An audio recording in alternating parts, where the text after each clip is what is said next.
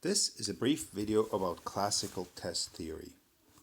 The core assumption of classical test theory is that an observed score consists of a true score plus some error.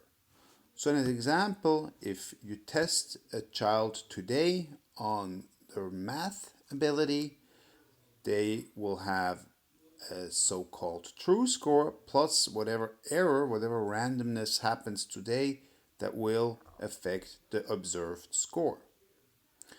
So the next day, the true score would still be the same, but there's some kind of error variation that changes, and therefore the observed score could change. Now, if your error is fairly small, the changes in observed score should be fairly limited.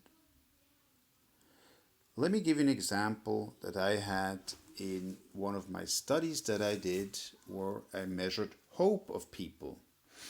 And I observed some changes in hope, but people that were reviewing the article were saying that hope is stable over time, and therefore any changes in hope levels that I was measuring were really due to measurement error.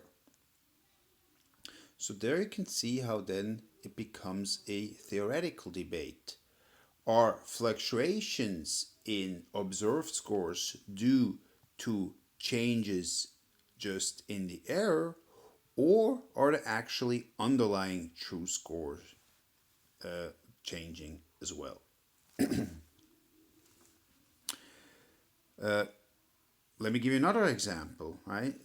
Imagine a child tests lower at the end of the year than in the beginning of the year, right? So you could say, well, hopefully the true score did not really go down, right? But however, for some reason, the observed score went down. So maybe the child was stressed out by the test and wasn't able to perform as well as you would hope to. So therefore, the error would have been much larger and would have clouded the actual true score. Unfortunately, the true score you never really observe, right? You only get the observed score. We never really get the true score. The true score is some kind of assumption that we have.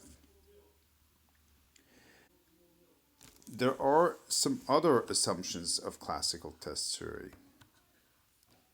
All right, the assumption is that the items within a test are sampled at random from a domain of relevant items, and the reliability is seen as a characteristic of the test and of the variance of the trait it measures. Items are treated as random replicates of each other and their characteristics. And so every item is seen as interchangeable. And the characteristics and properties of each item are not really analyzed. As you might imagine, this is somewhat limiting.